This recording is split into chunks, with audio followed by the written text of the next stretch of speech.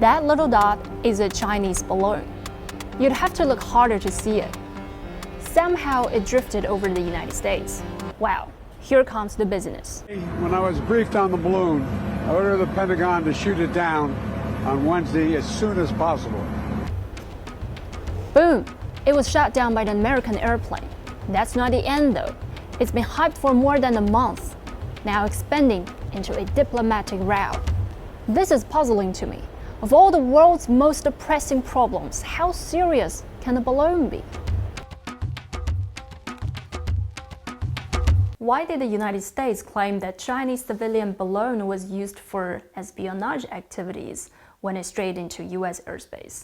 一定程度上，我们讲相由心生，你自己想的这件事情一定怎么样，然后你会把它看什么东西都是在监测。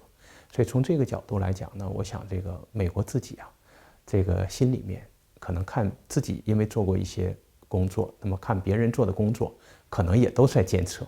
That's in line with the position of Chinese Foreign Ministry spokesman Wang Wenbin, who said that the United States has illegally flown high-altitude balloons over China's airspace, including Xinjiang and Tibet, on at least 10 occasions since May last year. 美方指责中方飞艇误入美领空是侵犯美国的主权，那美方对美方气球非法飞越中国领空，又该作何解释呢？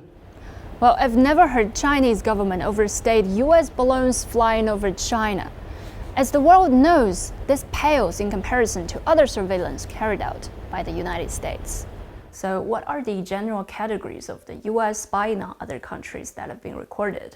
像50、60年代冷战的高峰时代，那么美国的 U-2侦察机经常进入到中国领空，那么在进行这个高空的侦察。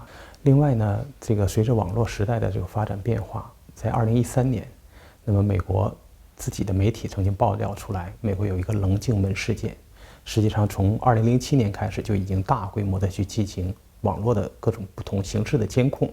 这种监控既包括美国国内的，也包括外国的政要。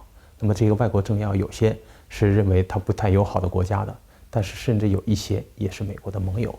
Publicly available information shows the United States had secretly installed listening devices in nearly 100 of its embassies and consulates abroad and monitored the text messages and phone calls of political leaders in Germany, France, Norway, Sweden, the Netherlands, and other countries. Reports say the National Security Agency remotely accessed 97 billion pieces of global internet data and 124 billion phone calls in just 30 days. Under international law, each of these matters deserves scrutiny. But now a robber acts like a cop. No matter how much Chinese government explains that this was a civilian balloon used to monitor weather conditions, the US government is not buying it. In fact, the balloon doesn't control itself just because you don't buy it. In the diplomat's shoes, it would be more sensible for two countries to sit down and establish rules for future contingencies than to go back and forth on such a tiny issue.